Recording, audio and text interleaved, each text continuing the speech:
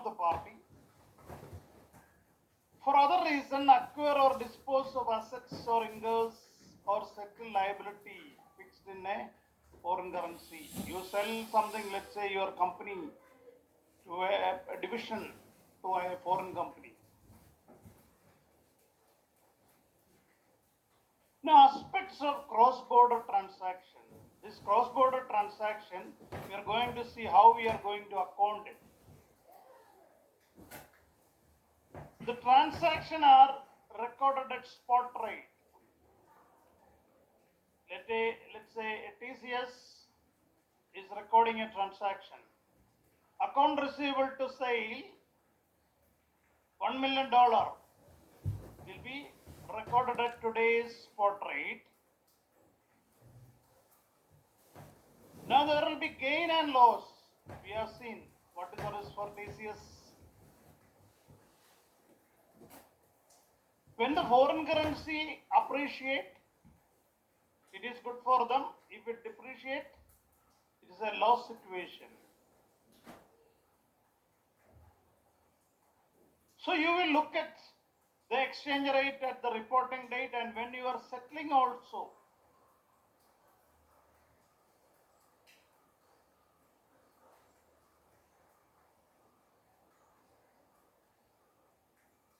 If your functional currency is more when you are converting, definitely you will be recording a gain, which we have already seen in the previous examples. Now let's look at how the accounting happens. When a US firm purchases from or sells to an entity in a foreign country, the transaction is recorded in US dollar, the firm's domestic currency. Account receivable to sales. This is US company. Purchase inventory debtor to accounts payable. But this transaction may not be in US dollar. It may be in Japanese yen. We have seen the Mexican case and Canadian case. You record this at spot rate and converted into dollar and you are saying this is it. Now what happened? You are taken at credit for 30 days. In the 30 days, the exchange rate can change. The value of the receivable can change or payable.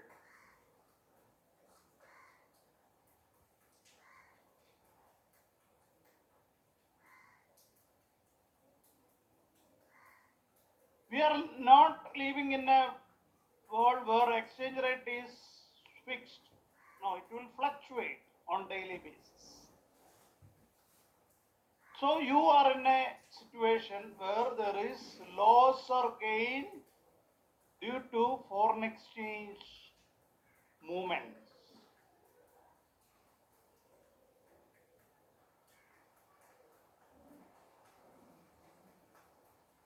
There are two types of gain and loss. Let's say I entered into a transaction on, let's say, 1st November. I'll be settling this in 31st January.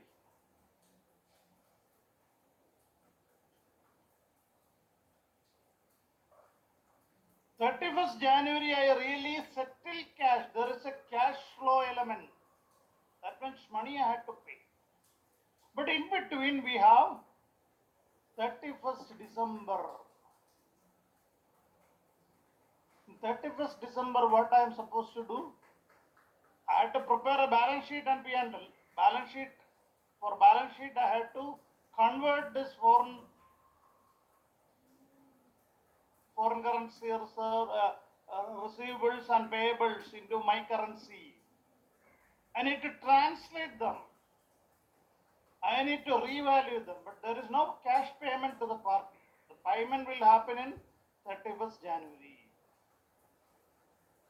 Alright? So there are two types of gain. The gain gain or loss incurred at the settlement date which affect the cash flow is the payment happens there, that is the transaction gain or loss.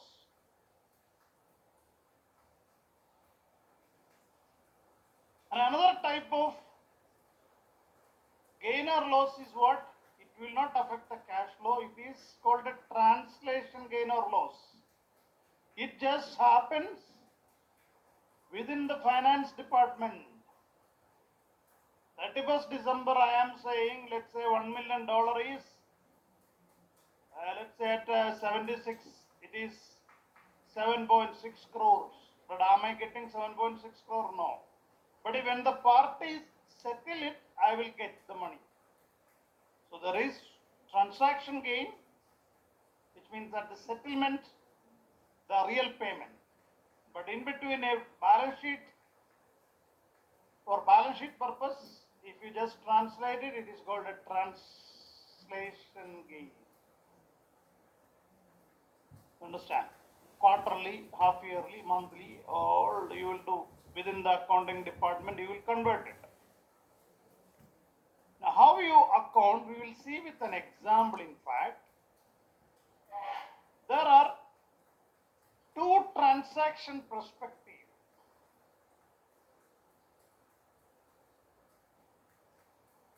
You can account it in two ways, but one thing is not permissible under US GAAP. This is not the method which we use for forex accounting. Now let's look at what is one transaction treatment first. What is prohibited? I just buy something, let's say I have this transaction. Account receivable to sales. In fact, there are two transactions in this. One is what? Let's look at the purchase. One is I bought the inventory. That is transaction number one. I have two choices. I can pay it today. I can pay by cash. I can do a cash transaction or I can take a credit. But I have taken a credit. I have used financing. The financing part is separate. There are two elements. But in a one-way treatment, let's say one perspective, everything is accounted as one transaction. What we do, we will post this entry as an estimate initially. Inventory debtor to accounts payable, let's say $100,000. When they actually settle, we will adjust the entry. We will increase or decrease both. Adjustment will happen.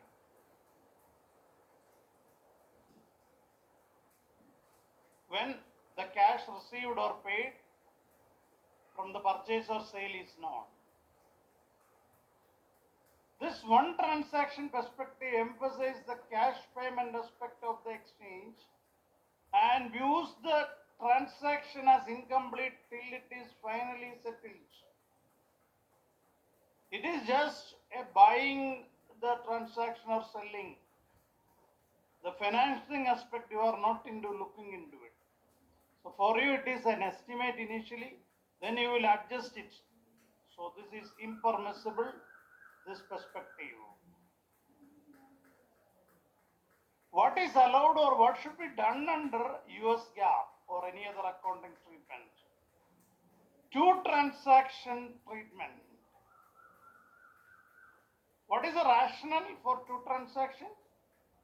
You are buying the merchandise or selling, but you could have paid it upfront, but you are taking a financial loan like situation. You are taking a credit or you are offering credit.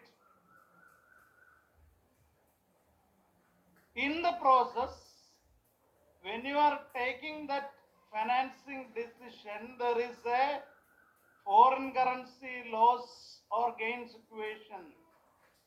Instead of paying today, you are waiting for 30 days.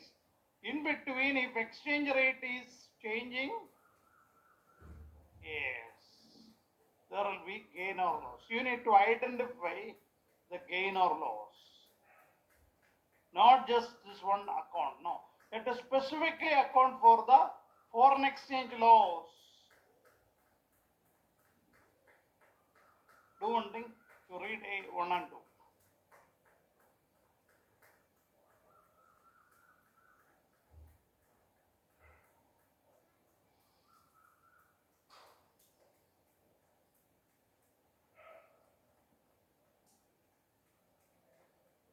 There is nothing, we'll do it.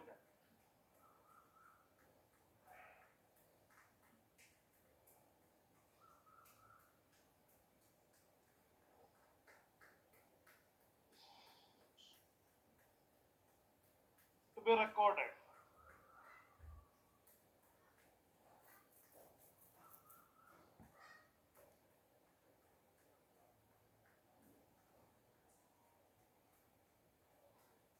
If the foreign currency appreciate, it is good for an exporter. Meaning if the domestic currency is weak, it is good. For the importer, it is other way. This all we know. We are supposed to know it. Let's look at an example. Transaction gain or loss. On December 15, look at the date. On December 15, year 1, Boyce Company purchased electronic component from Kinugasa Corporation. Boyce must pay Kinugasa 15 million yen on January 15, year 2. So there is a 30-day credit. The exchange rate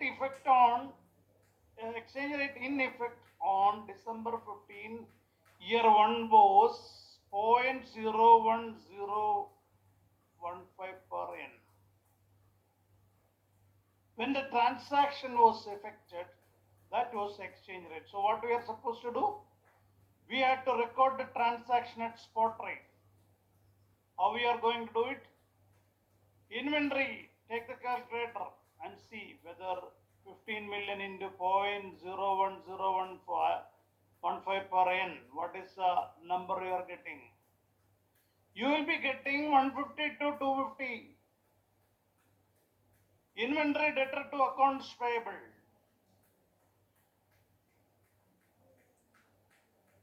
Now what happened? 31st December has come. Now you will not touch this inventory anymore. Inventory is that. But your accounts payable is subject to fluctuation. On 31st December, what is your accounts payable? What happened? On 31st December, Boyce reporting date, the exchange rate has fallen to 0.1010 per yen.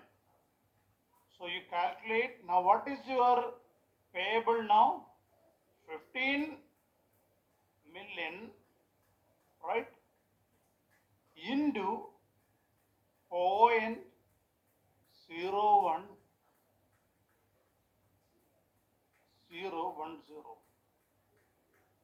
So my payable is this 151,500.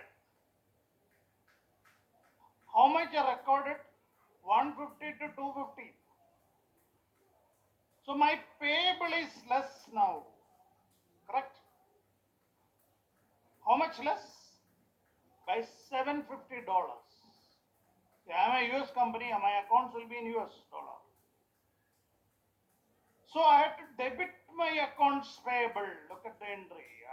When I debit, my accounts payable is now reduced to 151,500. So I incurred a gain, transaction gain, FX gain.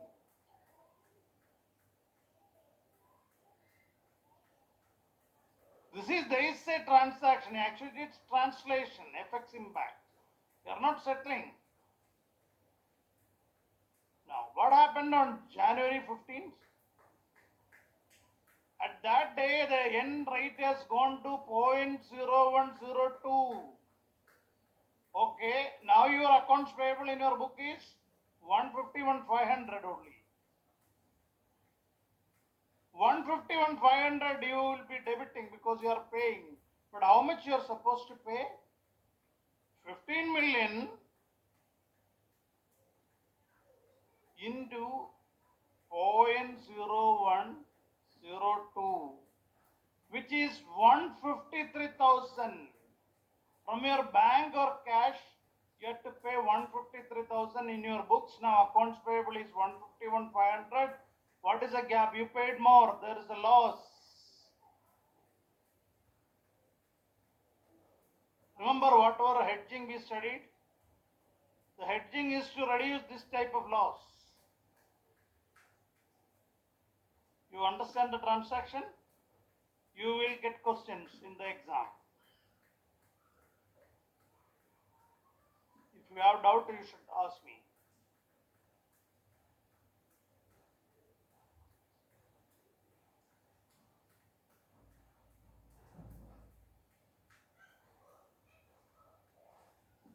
So at spot rate, we will account.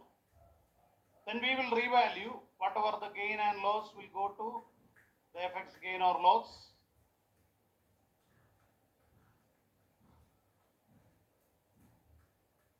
Only the transaction when you settle that only got a cash element, otherwise it is only just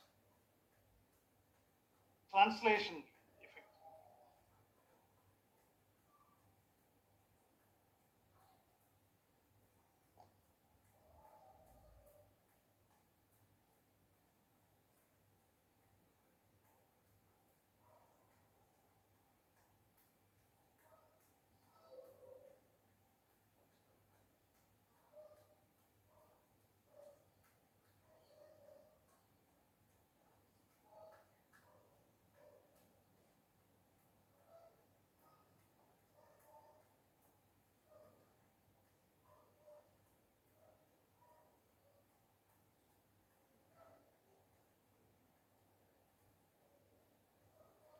Now effect of exchange rate fluctuations.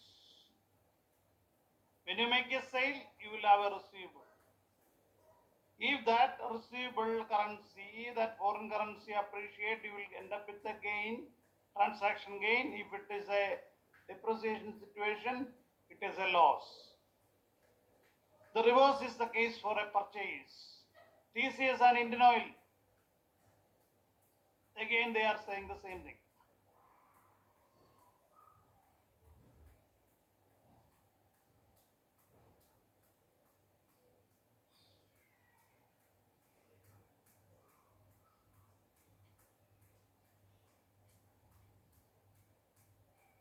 All right. So can I move forward? No issues, right? Yeah. Now this is important. Now we are going to learn how the accounting happens in a multinational setup. Interesting.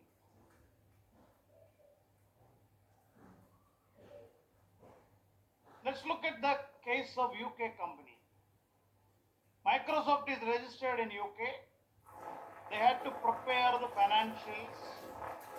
When they submit, they had to prepare the financials in UK. Let's say if it is listed is in their currency. So we will say pound is the local currency.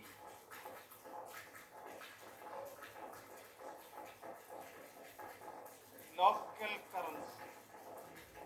Euro, the primary economic environment which they operate, where they make purchase and sales, the cash flows are mostly exposed in Europe.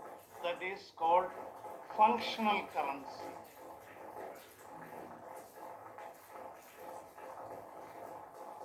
Functional currency. The dollar, US dollar,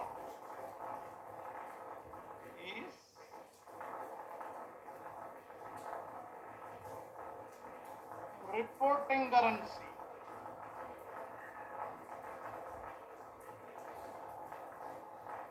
The Microsoft guys, let's say, sitting in US, they want the financials.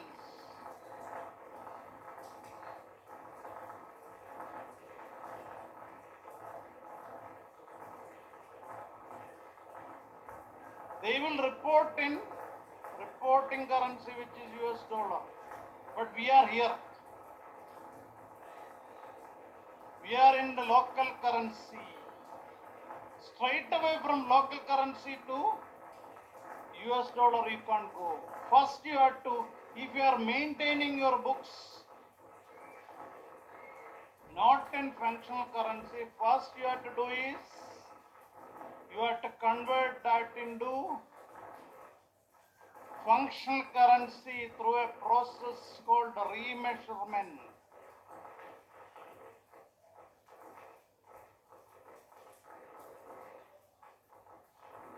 Remeasurement. When you do it, your financials, your P&L and balance sheet, everything is in euro. That financial statement you send to US. And if you are sitting in US, what you will do? You will get different currencies, balance sheet and P&L, consolidation. It's a big headache. Now you need to do it in the reporting currency.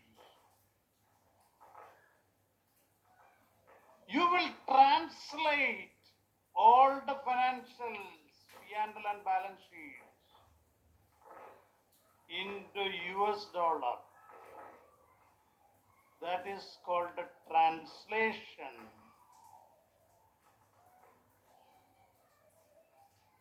So let's look at what is remeasurement. What is remeasurement? If you are maintaining your books not in functional currency, if you are in a local currency, and if local currency and functional currency differs, first you convert from local currency to functional currency through the process called remeasurement. Remeasurement using temporal method.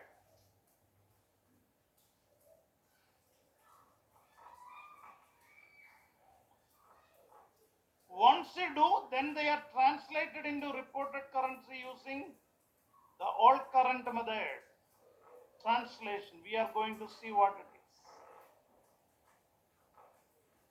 When you do the remeasurement, first thing you have to make is look at the balance sheet and create two separate items. What is non-monetary items and monetary items. Monetary items are measured at current rate. 31st December, there will be an exchange rate between pound and euro. All your monetary items are measured at current rate. What are the monetary items? They will ask you questions. Huh? They will not ask you what is monetary item. No. They will give you a situation at what rate you are supposed to translate. Certain items are current rate, certain rates are at historical rate. At least before one day before the exam, you should study this and go to the exam.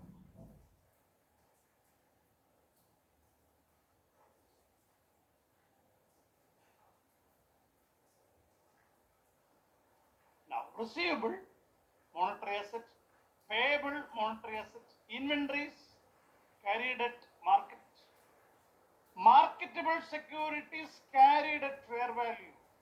Some securities will be carried at fair value, at the current value. Some will be at cost. Here we are discussing about those marketable securities carried at fair value. This all will be converted at, let's say, 31st December, today's rate. What about your non-monetary balance sheet? Non-monetary balance sheet item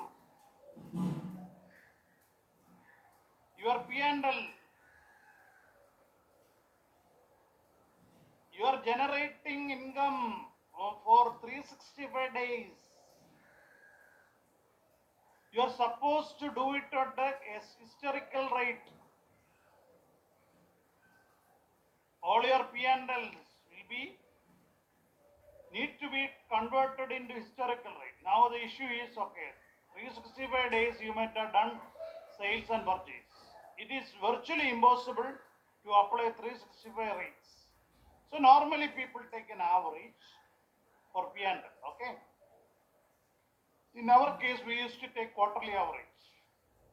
We will convert the balance sheet, we will convert the P&L items using 4 different averages. 4 quarters, average rate.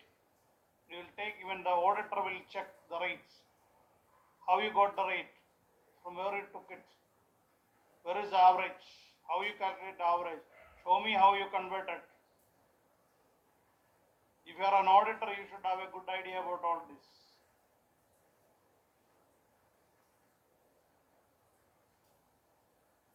That is about the P&L. What about balance sheet? All those non-monetary items will be at exchange rate. Your P&L and non-monetary items will be at historical rate. Examples are, again here there is an exemption. Here also marketable securities carried at cost. This is at fair value but carried at cost, but there also there is an exception, you need to be careful. But not debt securities to be held to maturity.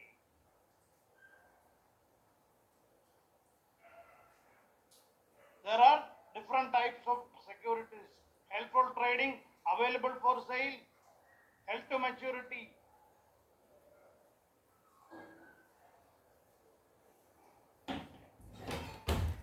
If we have a debt security which is held for maturity,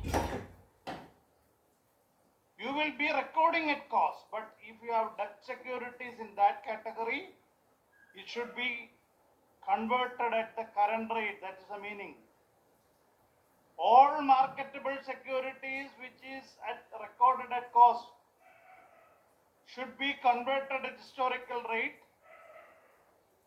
but except debt securities held to maturity and all other marketable securities which are carried at fair value should be converted at current rate. Inventories carried at cost.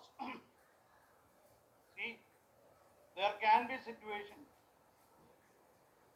Inventories carried at market. Cost of goods sold, definitely P&L item. Prepaid expense, property and plant, fixed assets and related depreciation, intangible assets, amortization, deferred income, government stock, preferred stock. Common stock you issued 10 years back. You have to translate, you have to convert that at the historic rate. This is the amount which you got at that point of time in, let's say, functional currency. So you have a P&L and you have a balance sheet. Now what will happen? When you prepared your balance sheet and P&L, everything was tallied. Now what you did? You have assets here, on liability here. It was tallied, but you use different rates.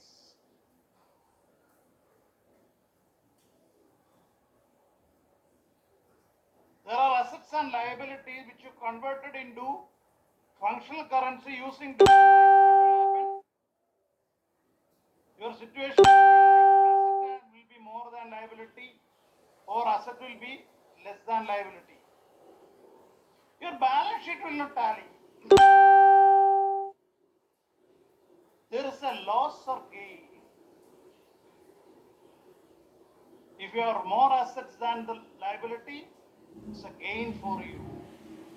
If your assets are less than liability, it's a loss. You have to recognize that loss will be part of your income from continuing operations. It will hit the P&L directly.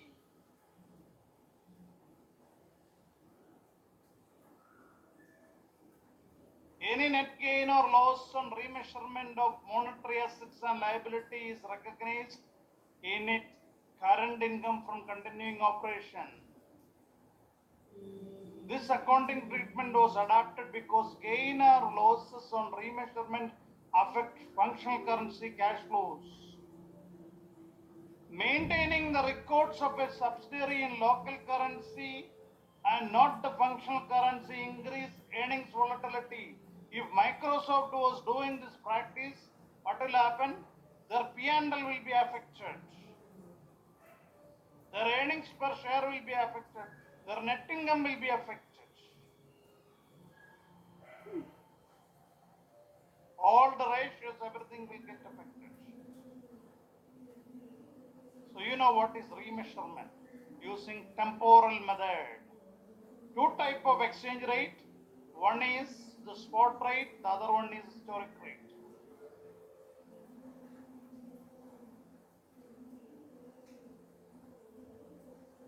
If you are working in let's say a good company, you will be subject to audit. What will happen? You are supposed to maintain your accounts as per the GAAP. It may be IFRS if you are outside US. In US it is US GAAP. Big books will be there. Accounting standard you need to implement. You need to read lot of statements and conditions will be there.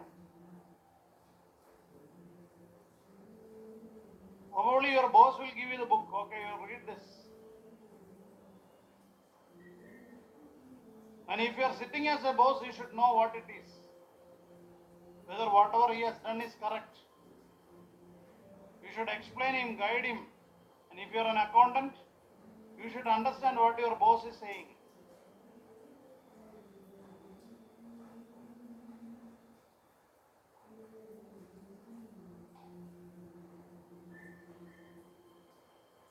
So this is all about remeasurement. Alright? So read this, you can do one thing. You read BCD, understand it.